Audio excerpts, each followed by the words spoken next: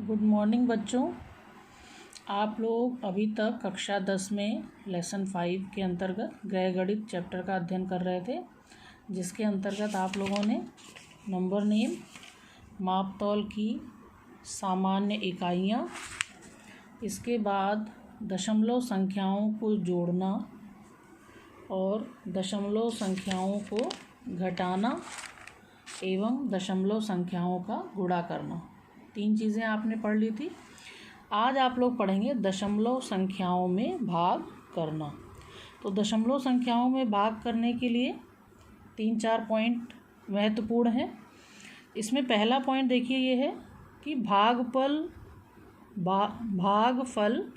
दशमलव के 1, 2 या 3 अंक तक ज्ञात किया जाता है। मान लीजिए हम यहाँ पे जैसे इस तरह से भागफल करते हैं, ये हमारी संख्या है और ये हमारी संख्या है। तो यहाँ पे जो डिजिट हमारी आ रही है, अगर 1 दशमलव आया है तो 1, 2, 3 तक 3 अंकों तक हम जो दशमलव का वो है वो ज्ञात करते हैं।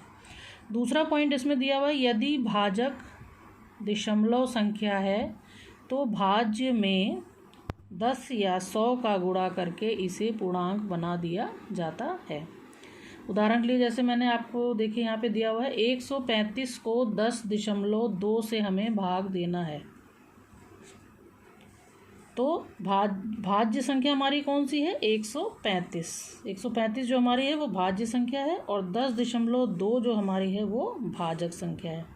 तो ऊपर हमने क्या लिखा कि भाजक अगर दशमलव संख्या है, अगर भाजक हमारी दशमलव संख्या है तो भाज्य में 10 या 100 का गुणा कर देते हैं। तो 10 या 100 का गुणा कैसे करें, कैसे पता लगेगा कि इसमें 10 का गुणा होगा या 100 का?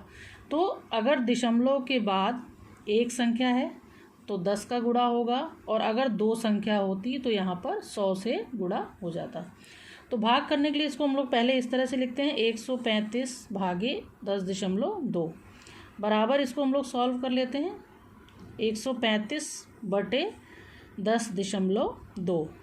पूर्णांक बनाने के लिए क्या करेंगे, इसमें हम दशमलव के बाद एक संख्या है यहाँ पर, तो हम 135 में 10 का गुणा कर देंगे, 10 का गुणा कर देंगे और यहाँ नीचे जो है आपके दशमलव संख्या वो हट जाएगी। तो बराबर हमारा आ जाएगा 1350 बटे 102। यहाँ पे इसी तरह से हम समझ लेते हैं 135 में हमने 10 का गुणा कैसे किया, 2 के नीचे जैसे दशमलव के बाद एक संख्या है हमारी, एक संख्या मतलब 1 0, तो यहाँ पर हमारा 10 से गुणा हो जाएगा। अगर यहाँ पे 2 0 होता तो यहाँ पे 2 0 बढ़ता और यहाँ पे हमारी संख्या 100 हो जाती, लेकिन यहाँ पर एक ही है इसलिए हमारा 10 ही रहेगा। बराबर हमारा आ जाएगा 1350 बटे 102। इसको हम इस तरह से भी समझ सकते हैं कि 135.10.2 है हमारा, तो बराबर हम इसको लिख सकते हैं सीधे, दशमलव यहाँ से हटा दिया तो दशमलव हटेगा तो यहाँ ऊपर एक हमारा 0 बढ़ जाएगा। यहाँ से दशमलव हम हटाएंगे तो यहाँ हमारा 1 0 बढ़ जाएगा और नीचे 102 आ जाएगा। तो इसको हम 102 को 1350 से भाग देंगे तो हमारा आंसर आएगा 13.23। दूसरा पॉइंट है बच्चों यहाँ पर कि यदि भाज्य संख्या जो है वो हमारी दशमलव है, यहाँ पर उल्टा हो गया है, पहले हमारी क्या थी, भाजक संख्या दशमलव थी, अब यहाँ पर है यदि भाज्य संख्या है दशमलव तो भाजक में 10, 100 या 1000 का गुणा करके इसको हम पूर्णांक बना लेते हैं। जैसे देखिए यहाँ पे मैंने एक उदाहरण दिया हुआ है, 65.35 को 27 से भाग दीजिए। 65.35 ना बोल के यहाँ पे हम क्या बोलेंगे, 65.35। हमेशा दशमलव के बाद वाली जो संख्या होती है वो अंकों में बोली जाती है। तो ये हमारी भाज्य संख्या है, जैसा कि मैंने पीछे भी बताया था आपको, और ये हमारी भाजक संख्या है। तो इसको हम किस तरह से लिखेंगे, 65.35 भागे 27। फिर इसको हम 65.35 बटे 27 कर लेंगे और बराबर यहाँ पर देखिए दशमलव के बाद 2 संख्या है तो हमारा गुणा कितने से हो जाएगा, 100 से। 27 गुणे 100 बराबर 6535/2700।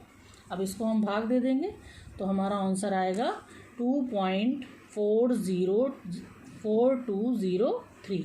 दशमलव के 2 या 3 अंकों तक हमें उसका आंसर निकालना है। नेक्स्ट है पॉइंट हमारा कि यदि भाजक और भाज्य दोनों संख्या दशमलव है तो दोनों में ही 10 और 100 का गुणा कर देंगे। समझ में आ गया। भाजक जैसे हमने उदाहरण यहाँ पे लिखा, देखिए 6.745 ये हमारा है भाज्य, ये भी दशमलव में है हमारा, और दूसरा है डिजिट हमारा 0.005 ये हमारा है भाजक। तो दोनों पॉइंट यहाँ पर जो है हमारे पॉइंट्स में है, दशमलव में है, तो इसको हम किस तरह से लिखेंगे, 6.745 भागे 0.005 बराबर 6.745 अपॉन 0.005। तो इसमें दशमलव के बाद कितने अंक हैं, 1 2 3, तो यहाँ पर गुणा कितने से हो जाएगा, 1000 से, 3 शून्य आ जाएगा 1 के आगे। इसी तरह नीचे भी हमारा 1 2 3 डिजिट हैं दशमलव के बाद, तो यहाँ पर भी हमारा 1000 से गुणा हो जाएगा। तो दोनों से हम गुणा करेंगे तो हमारा डिजिट यहाँ आएगा 6745000 बटे 005000। तो इसमें क्या है, इतना आंसर हमारा आया। इसमें हम 3 डिजिट के बाद दशमलव लगा देंगे इस तरह से। तो हमारा उत्तर कितना आ जाएगा, बराबर 6745 अपॉन 5, क्योंकि ज़ीरो की कोई वैल्यू नहीं होती है, अंकों के पीछे जो जीरो होता है इसकी कोई वैल्यू नहीं होती, इसलिए सिर्फ 5 काउंट होगा। तो 6745 अपॉन 5, इसको हम भाग देंगे तो हमारा आंसर आएगा 1349। बच्चों, आशा करती हूँ मैं आपको दशमलव का भाग देना समझ में आ गया होगा। धन्यवाद।